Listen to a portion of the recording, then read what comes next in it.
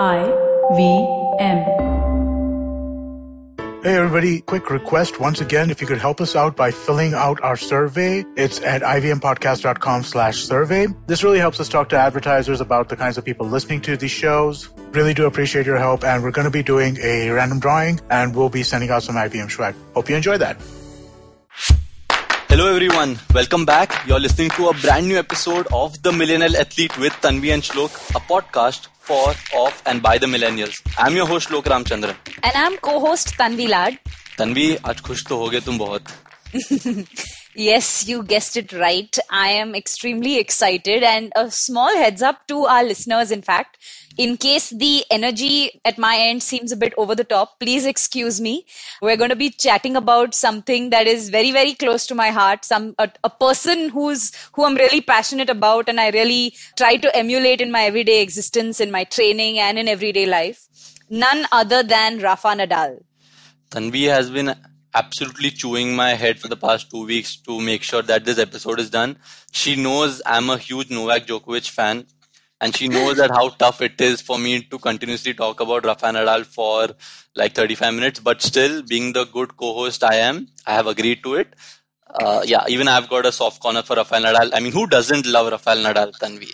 I mean, according to me, he's, the icon for us millennial athletes in terms of everything tennis, everything sport, everything fitness, fashion, the gem of a person that he is even off court. I think I try to emulate him every day when I go for a training session. I try and bring his kind of energy and passion to the court and off court as well. I try to emulate him. His personality is something that we should all look up to. Another top season for Rafael Nadal though, ended the season with 27-7 win-loss record, 79.4% victory. 2 titles, one at the Mexico Open, the ATP 500s, and the big one, the Roland Garros, without dropping a set. He absolutely bulldozed everyone in Paris. And he ended the year with another semi-final appearance at the Nitto ATP Finals. Obviously lost out to the extremely well-playing Russian Dani Medvedev. But Tanvi, all of these specifics apart, why are you such a big Rafa Nadal fan? I think, Shlok, that's a very tough question to answer in a 35-minute podcast. But I think the one striking feature that I try to emulate and that really, helps me associate with him is his never say die attitude. It's always, yes, you can. When you look at him, when everything that he brings to the tennis court, his energy, his passion, the way he grinds down his opponents in those long, arduous rallies. When you compare him to, say, the next big great in world tennis, Roger Federer, of course, Federer comes with a certain sense of class and skill, which maybe Nadal didn't have to start with. But whatever he didn't have in terms of that pure talent, he made up with his attitude and his work ethic.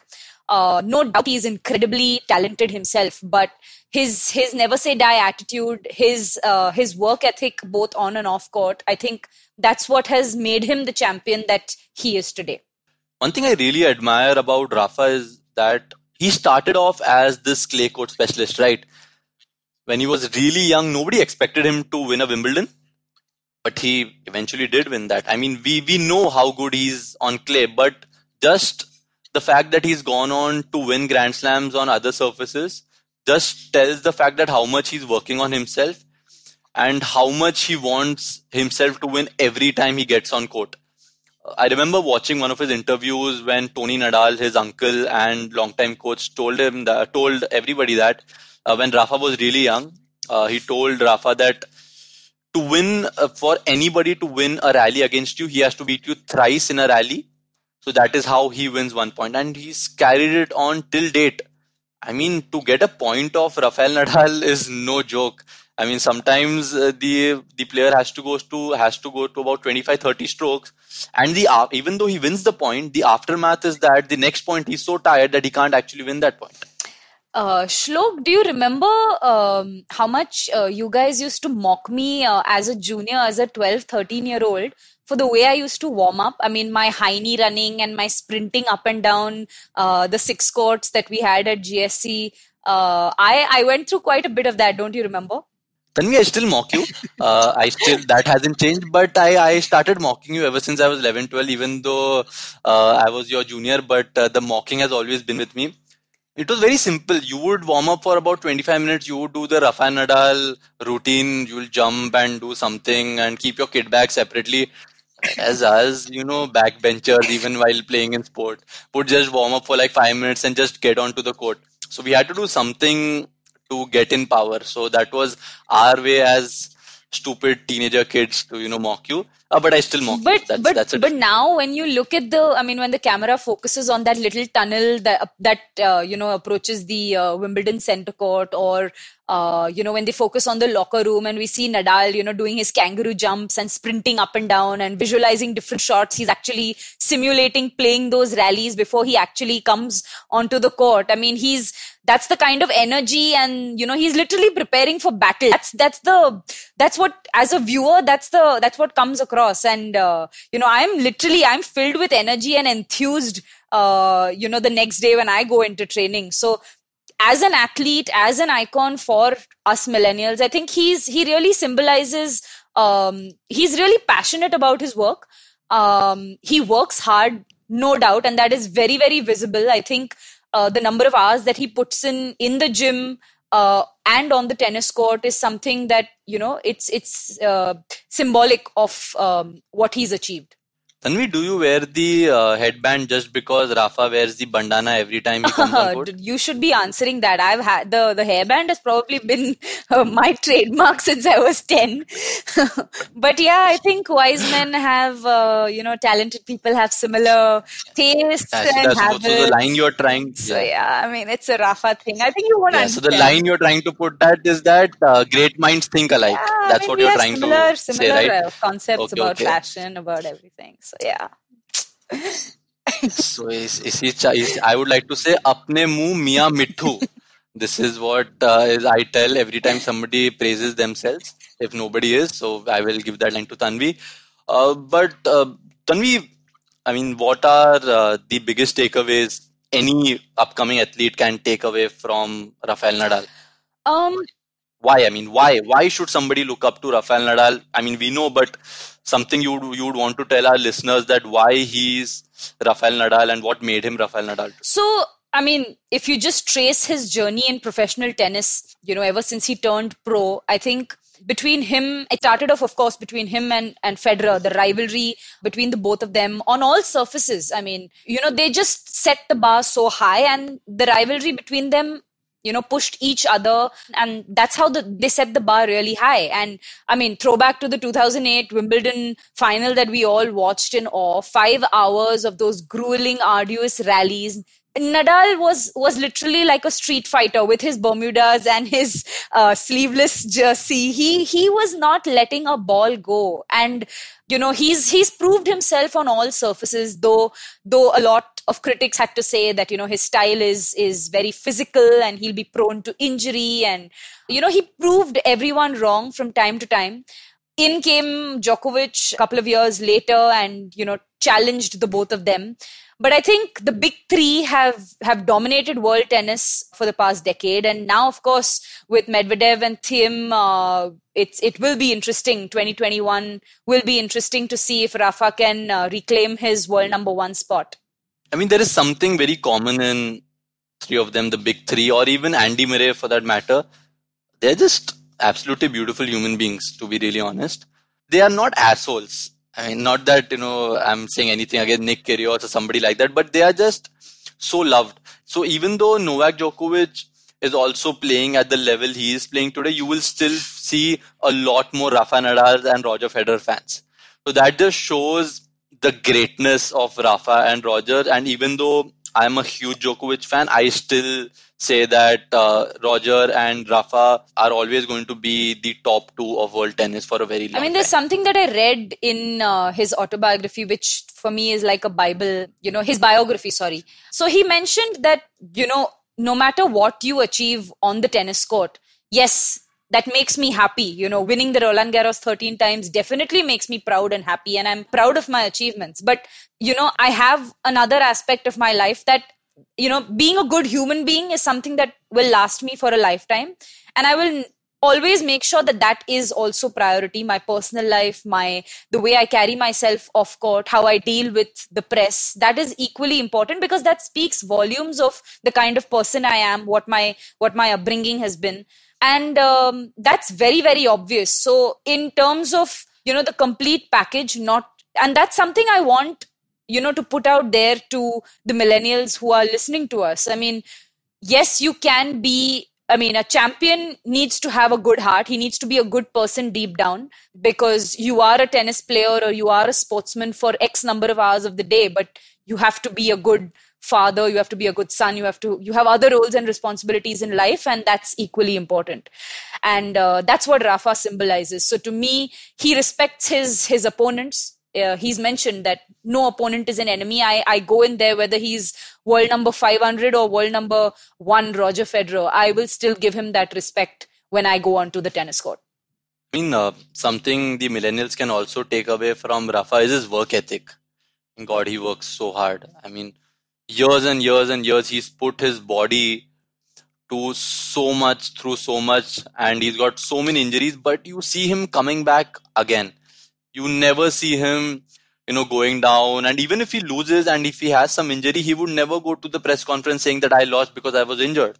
He would always give his due credit to his opponents, saying that he was the better opponent, he was the better player today, and it was not because of my injury that I lost today. So again, that is also very commendable. But yeah, the biggest takeaway for me has to be his work ethic, hands down, because out of the top 3, I think he's got the strongest work ethic and the strongest will to come back from an injury, along with Novak Djokovic for that. Of course. And I think he's definitely been blessed with a certain degree of athleticism to start with. I mean, he has been blessed with a certain amount of strength and raw power. Of course, mental strength too.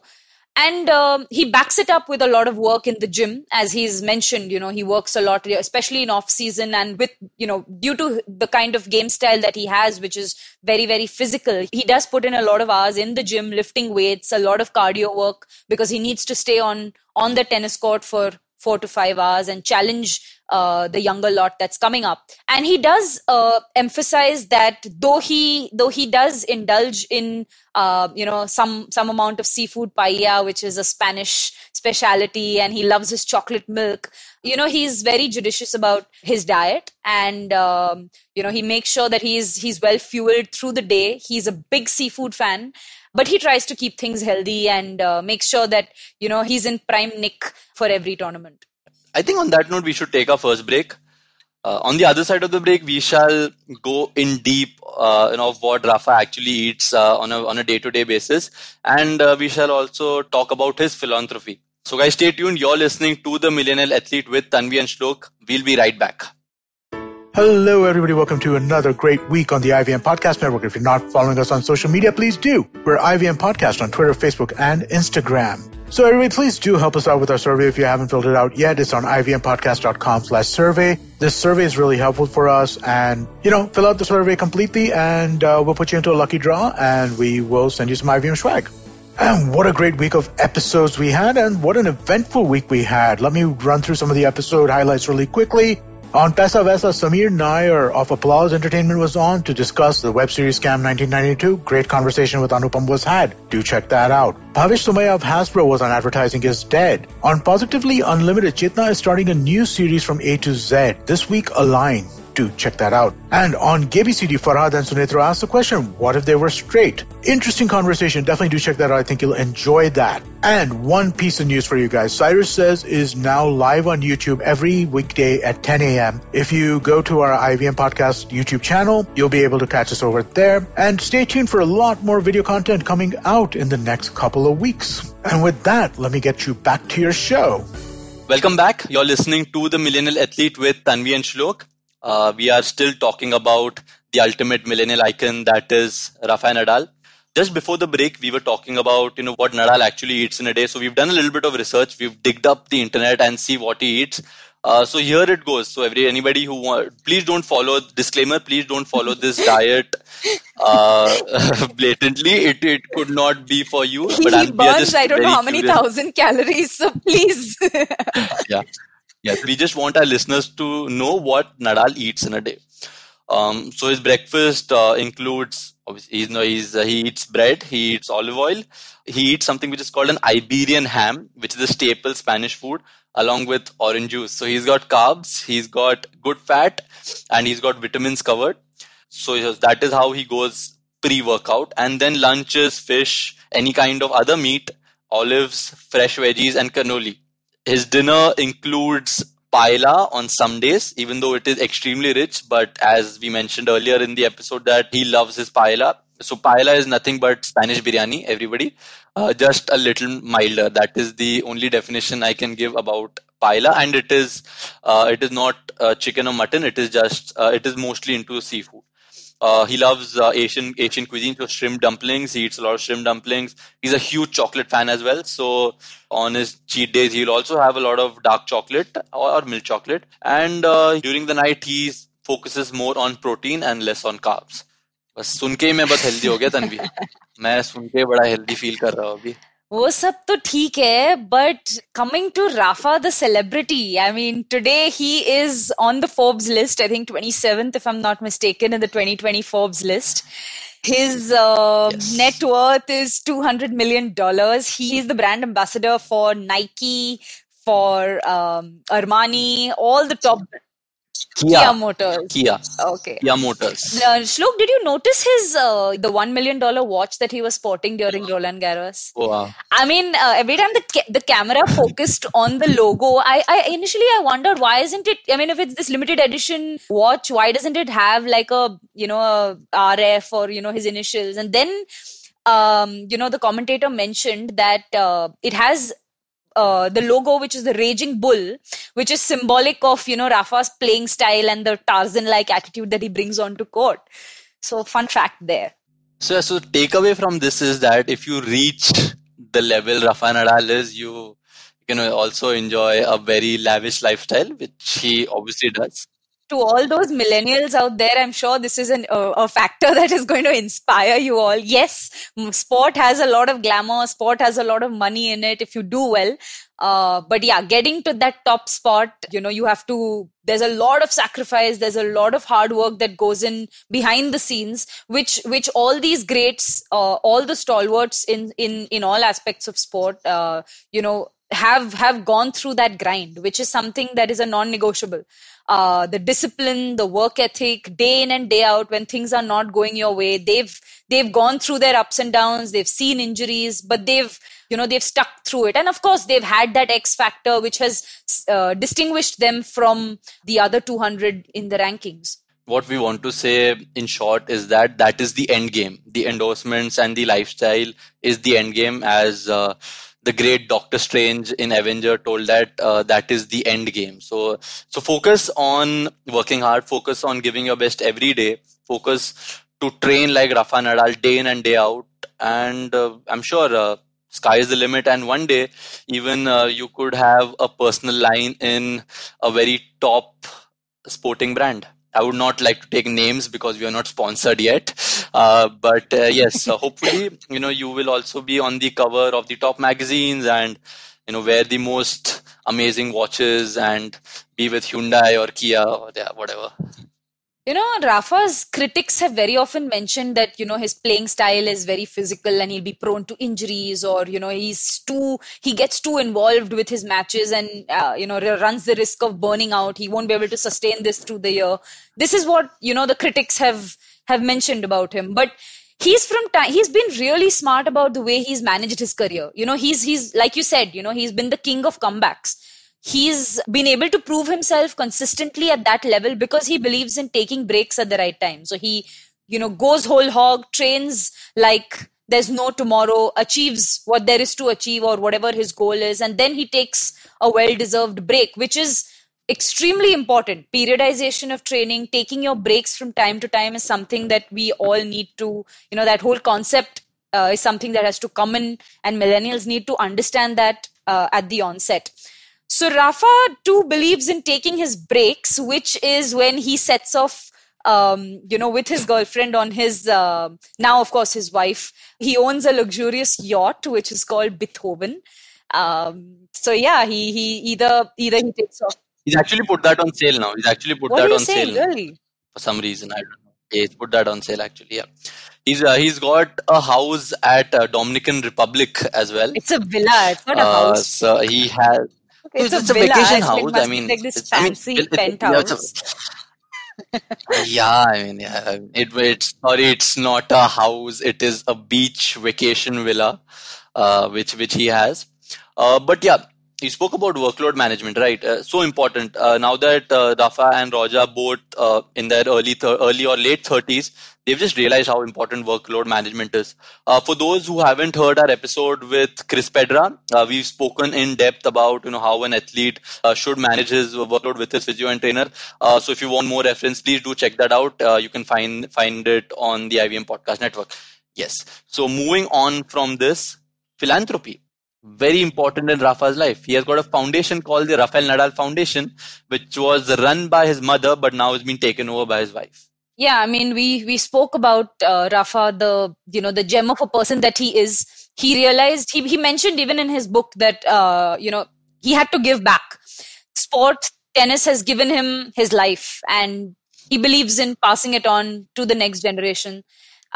He's doing a lot. I mean, in terms of his academy, which we'll probably come to later. But yeah, the foundation, whether it's sport and education, or identifying talent in Spain and in India, or caring for youngsters with disabilities, he's doing his bit through his foundation, and I'm sure they have a lot of projects on hand, and um, doing some great work out there. Of course, the Rafa Nadal Tennis Academy that has been set up is also something. I follow their page on Instagram, and I mean, they're doing some great work. Fun fact, the Rafael Nadal Foundation Center has also gone global and has a tie-up with the Anandpur Education Center in India.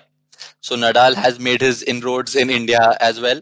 Another very important factor of Rafael Nadal Foundation is that his family provides aid to socially disadvantaged youngsters who run the risk of exclusion by society. तो चार चांद लग जाते हैं Rafael Nadal की बात पे. Rafael Nadal, so even though today we are talking about him, I hope that someday, Tanvi, we have the honor of having him on the podcast. You will paint, that's a different thing, so I'll take over. I am sending the message out loud and clear to the universe. He is going to be our golden guest at some point, and yeah, the universe will work its ways, I'm sure. Okay, talking about the Rafa Nadal Academy, Tanvi, founded in 2016, is located in his hometown, Mallorca. It's actually run by his long-term coach, Tony Nadal, because now he's been coached by Carlos Moya. And it is absolutely state of the art. You've got players like Bjorn Borg, you've got players like Andy Murray who've come there. Bjorn Borg's son actually has left Sweden to train at Mallorca. It's got 26 courts, Tanvi. Can you imagine going into a tennis center where you're training where you've got 26 courts? What would be your first reaction if you go to a hall where you've got 26 badminton courts?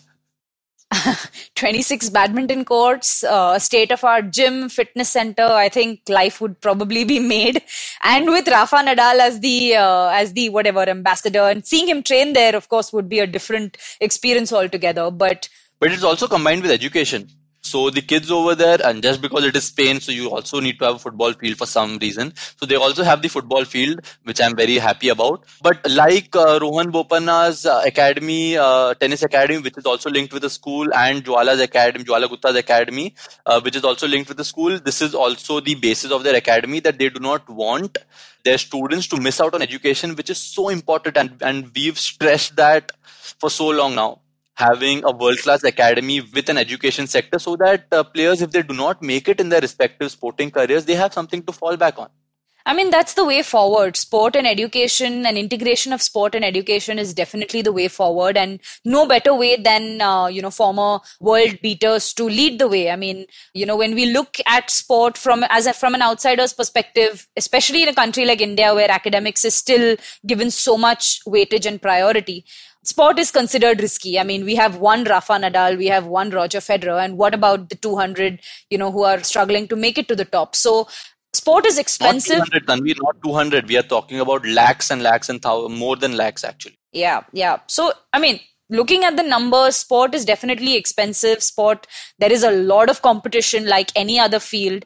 So having that backup of your degree, or, you may get injured, and you should have something to fall back on, which is why having a sports school or having a sporting university where you simultaneously can pursue the degree of your choice while still training and playing the circuit. So I think that's definitely the way forward, and the Rafa Nadal Tennis Academy is doing some great work. So hopefully people will follow Rafa Nadal, Rohan Bopanna and Jwala, and try to come up with academies which are linked with schools.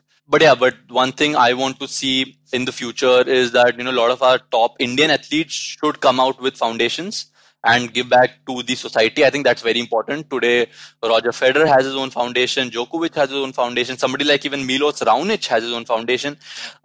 In India, apart from Virat Kohli, nobody in the top tier athletes has their own foundation.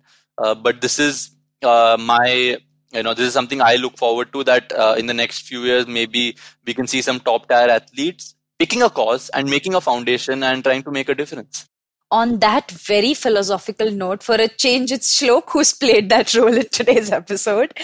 But yeah, I think to sum it up, we've spoken a lot about Rafa and why we think he's the ultimate icon for us millennials. Going into 2021, I would love to see him regain that world number one position. He definitely deserves it. He's up there, he's a world beater. He's been a world beater. And, having accomplished the feat of 20 Grand Slam wins in 2020, I think the sky is the limit going forward. Yes, he has mentioned that he would like to be a father soon because he is 35 and he got married just a year ago. So on the personal front too, I'm sure he's looking forward to being a dad soon. But on the professional front, we would love to see Rafa become world number one again. So, if any of you want us to talk about any specific athletes, this is our new segment called the Millennial Profile, where we pick athletes and we talk about the athlete, about what we actually love about them. So, if you want us to talk about any athlete in any sport, please reach out to us or please reach out to IVM, and we would love to do an episode on that athlete, and you can tell us how you feel about that. And Shlok, if you're feeling very generous, you can gift me some Rafa accessories. My birthday is coming up in exactly 29 days. So, yeah. Tanvi, my gift for you on your birthday would be the fact that if I remember your birthday, because I'm so bad with dates. So yeah, Rafa Nadal accessory तो नहीं, but दिल से बहुत ही आशाएं दूंगा मैं, best wishes दूंगा हमेशा की तरह. So accessories थोड़ा मुश्किल है, but yes, a lot of best wishes and lot of love, and you should do well. Free shipping वैसे करते हैं वैसे. I'm just saying. On that hopeful note from Tanvi, we come to an end of another episode of the Millennial Athlete with Tanvi and Shlok. If you like this podcast, you can listen to other podcasts on the IVM Podcast app or the IVM Podcast Network. You can follow IVM on their social media handle, that is @IVM Podcast on Twitter and Instagram. If you want to reach out to me, please reach out to me on my social media handle, that is @SHLOKH95 on Twitter and Instagram. And you can write to me on @TanviLad93 on Instagram and Twitter. Until then, ciao. We shall be back very soon with another fresh episode of the Millennial Athlete with Tanvi and Shlok. Thank you. Vamos! Come learn and experience the ABCDs of being queer with me, Shanetro. And me, Farhad. On our show, Gay BCD. The two of us take you through our stories and experiences of being gay men in the city of Mumbai and have candid and sometimes downright scandalous conversations about sexuality, gay culture, and everything in between. Catch new episodes of Gay BCD every Tuesday on the IVM Podcast website, app, or wherever you get all your podcasts from. 2020 is a difficult year. A global pandemic, protests, elections, recessions. You get the picture. What we need is a space where we can have nuanced discussions about global affairs and foreign policy. That's where I come in. My name is Hamsini Hariharan and I host the States of Anarchy podcast. Every second Tuesday, I speak to experts in the field of international relations to make a little more sense of the world. So join me on the IVM Podcast app, website, or wherever you're listening to me right now.